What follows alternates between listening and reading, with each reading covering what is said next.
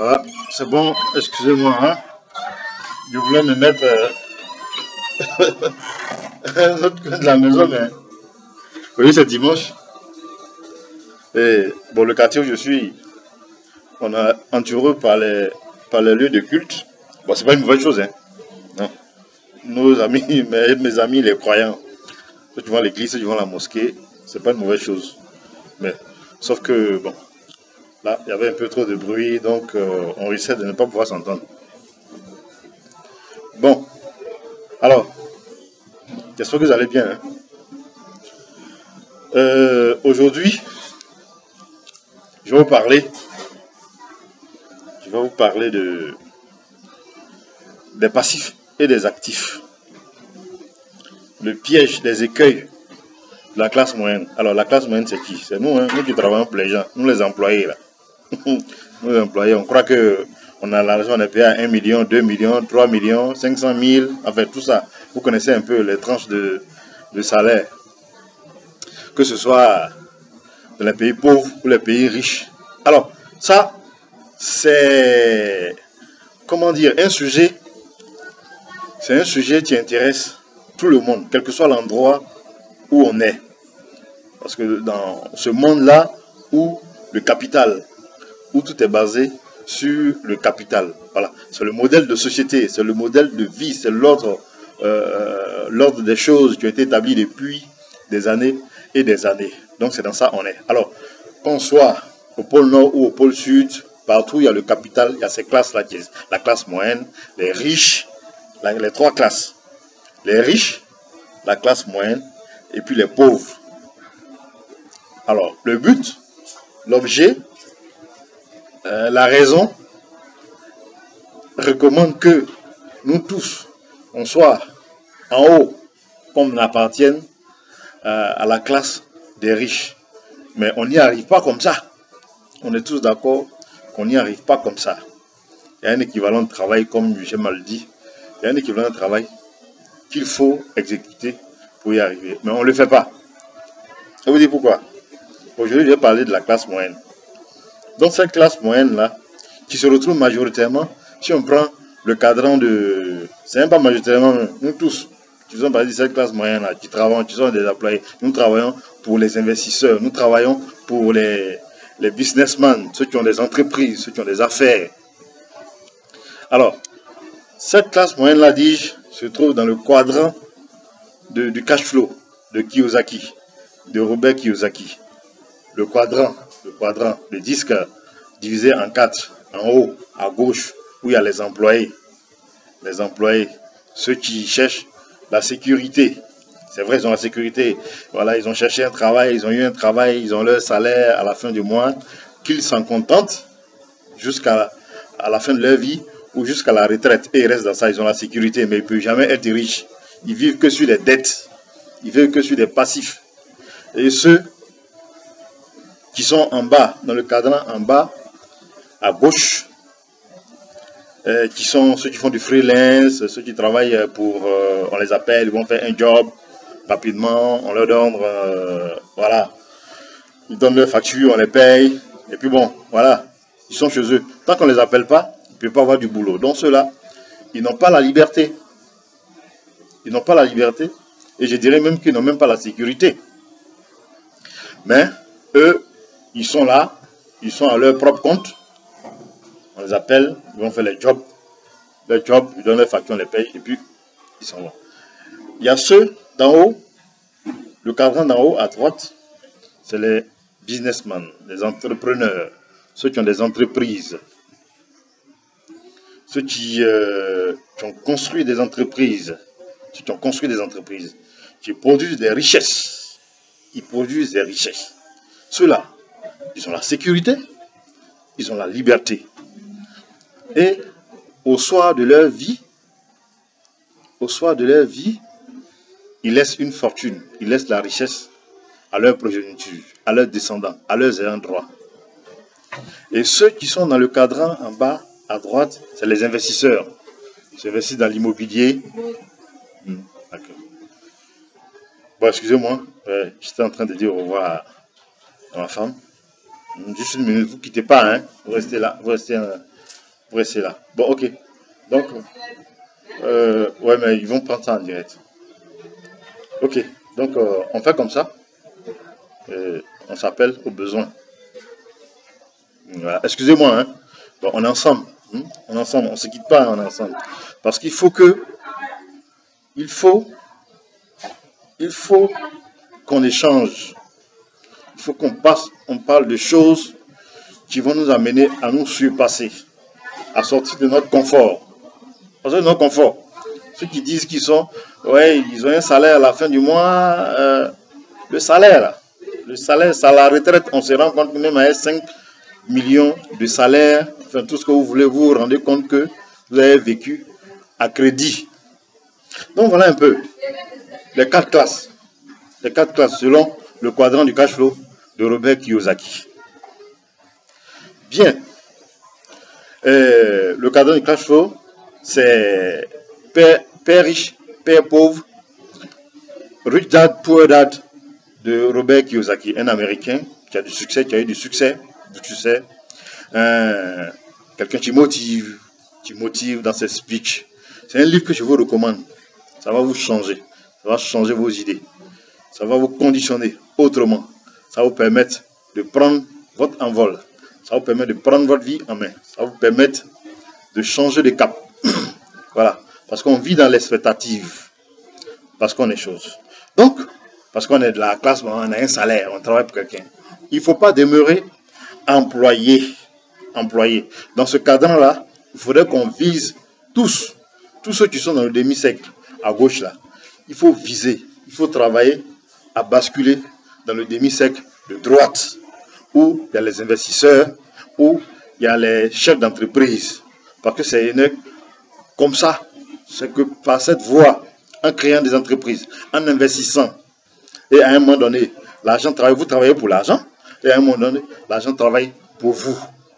C'est comme ça qu'on peut bâtir une fortune. C'est comme ça qu'on peut bâtir des fortunes. Alors, passif et actif. On va s'intéresser à la classe moyenne, dont je fais partie. Il y a mon petit salaire à la fin du mois. Ouais, tout est beau, dans le meilleur des mondes. Mais attention, le meilleur des mondes est horrible. Je vous le dis. Vous avez dû vous en rendre compte certainement. Le meilleur des mondes est horrible. Le meilleur des mondes est horrible. C'est pas parce qu'on a un salaire que la vie s'arrête là. On a peut-être la sécurité. Et puis aujourd'hui, l'atmosphère générale, la grisaille dans laquelle on vit. Quelle sécurité le fait de travailler pour quelqu'un, le fait d'être employé. Quelle sécurité ça apporte? Aujourd'hui, le boulot n'est pas garanti. Le lendemain est incertain. Le lendemain aujourd'hui est plus qu'incertain même. D'un matin, vous levez partout au travail, on dit non que oui, travail là, suppression de poste, ou bien patati et patata, c'est le lot quotidien maintenant. Il ne peut pas de votre boulot, ou bien l'entreprise ferme purement et simplement parce que voilà, les recettes ne sont pas au rendez-vous, l'entreprise est en difficulté, et en liquidation, en fait tout ce que vous voulez, l'entreprise ferme, vous vous retrouvez sur le carreau avec vos 5 millions de salaire, vous avez épargné quoi? Non, vous n'avez rien épargné parce que vous vivez à crédit. Vous avez pris une dette pour un crédit, pour acheter une maison, parce que c'est ça, vous avez acheté une grosse voiture, alors que vous avez quelle source de revenus? C'est ça, le piège, les écueils de la classe moyenne, ce que j'appelle les écueils de la classe moyenne. Oui, on vit à crédit. On vit à crédit, parce qu'on a l'assurance d'avoir un salaire à la fin du mois, on va prendre une grosse maison, le loyer élevé, les enfants vont dans des écoles qui coûtent cher, on va acheter une grosse voiture, on va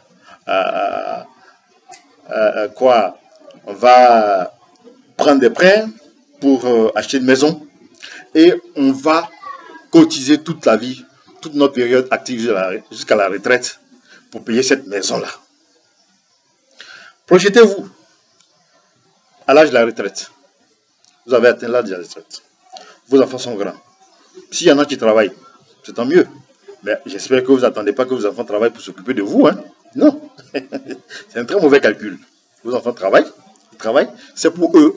Ils doivent s'assumer, entretenir, se marier, entretenir les familles avec le salaire. Donc, ce n'est pas pour s'occuper de vous. Alors, c'est pendant votre vie active que vous préparez la retraite. Donc vous êtes là. Ça, c'est pour les enfants, ceux qui ont des enfants qui travaillent.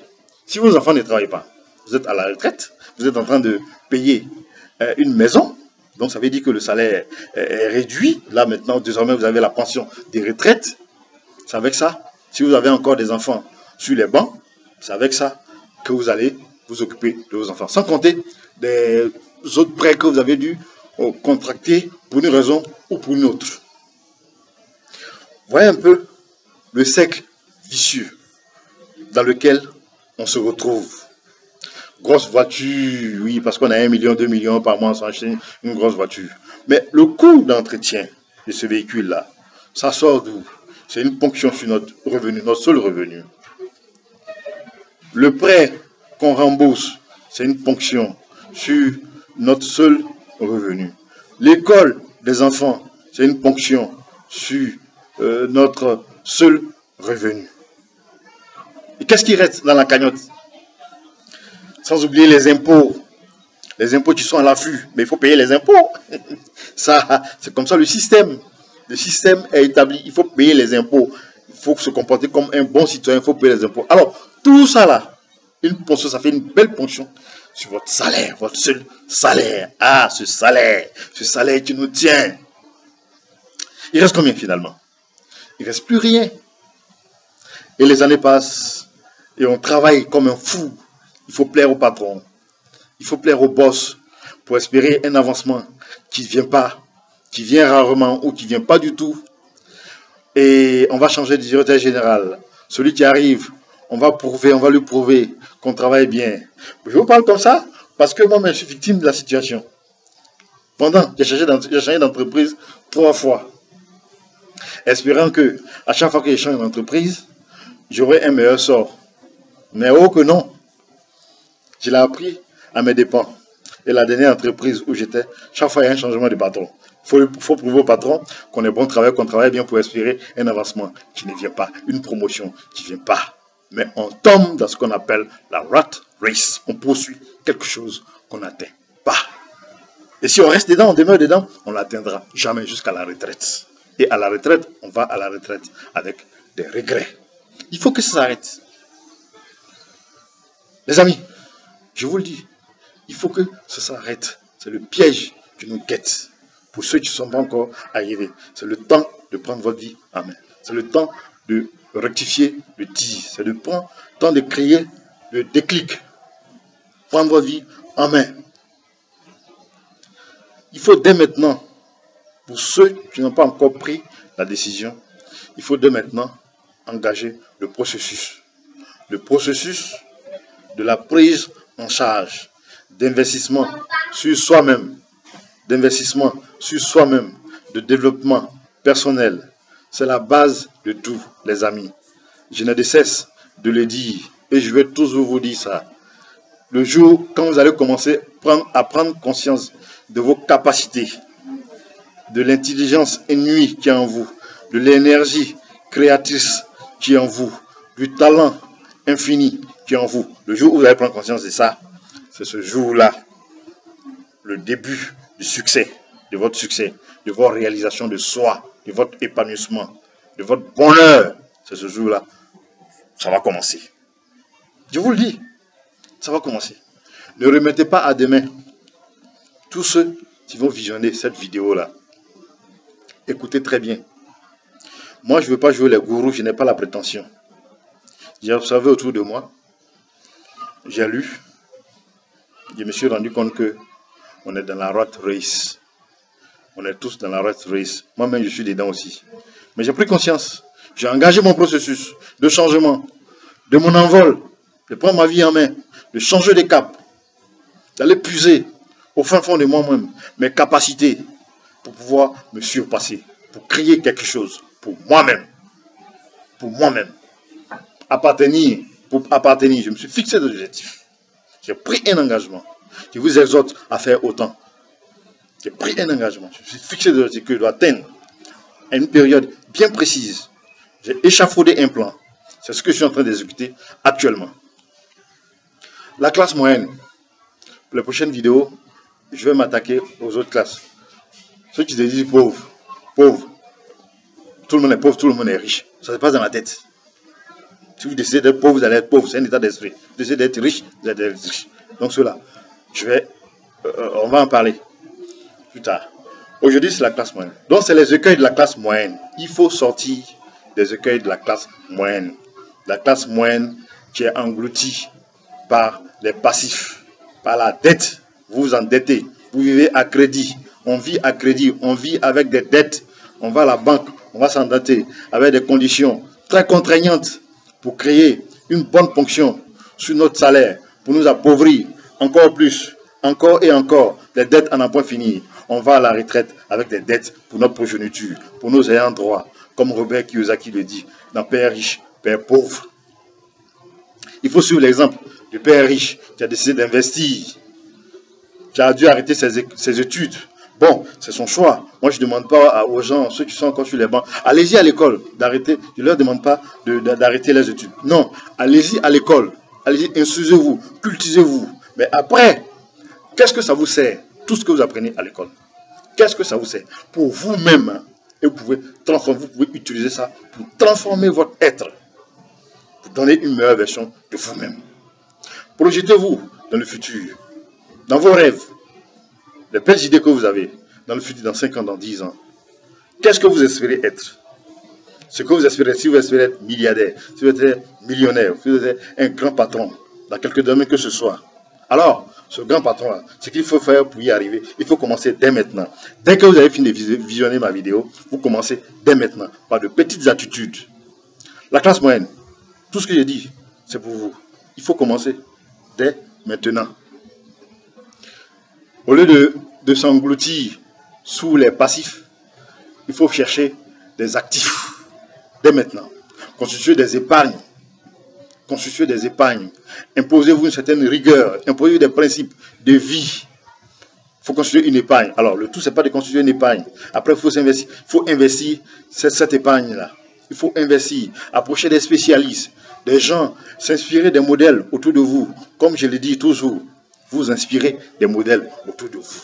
Vous lisez, vous vous instruisez, vous lisez, vous vous instruisez, vous bouquinez, vous fouillez partout. Comment est-ce que votre épargne que vous avez constituée sur une période donnée, vous pouvez l'utiliser? Et petit à petit, si ça ne marche pas, vous reprenez. Moi, j'ai investi plusieurs fois, j'ai perdu plusieurs fois, mais je suis toujours dedans. Je suis toujours dedans. Quand on échoue, ce n'est pas forcément parce que le projet est mauvais. Souvent, bien souvent d'ailleurs, c'est parce qu'on n'a pas suivi tout le processus.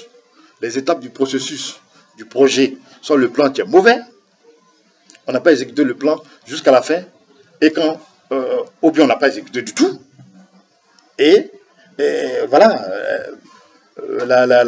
l'échec, rendez-vous.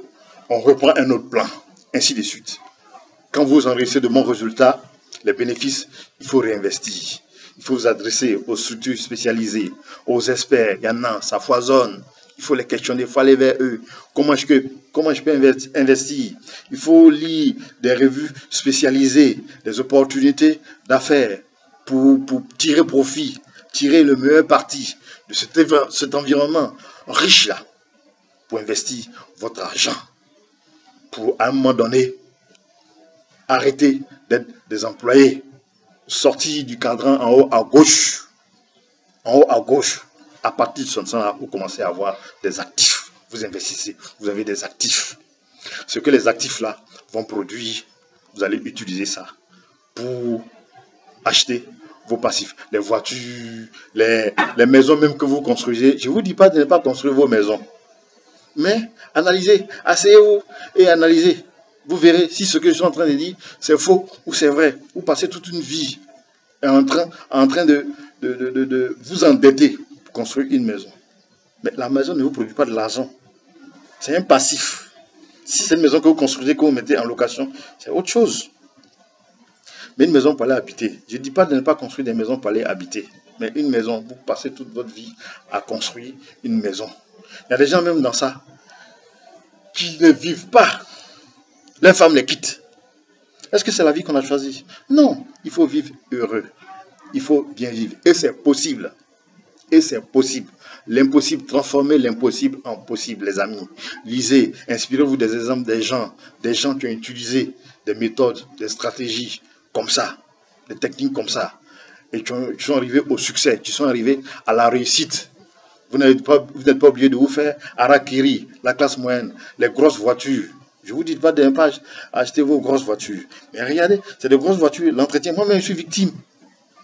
Qui sortent de l'argent, tout l'entretien que vous allez apporter à ce véhicule-là, c'est une ponction sur le salaire dont vous vous plaignez. C'est un passif. C'est un passif, ça sort de l'argent de votre poche. C'est un passif. Voilà, de façon basique. Passif, c'est qui sort de l'argent de votre poche. Actif, c'est qui rentre de l'argent de votre poche. À partir du moment où ça ne produit pas de bénéfices, c'est un passif.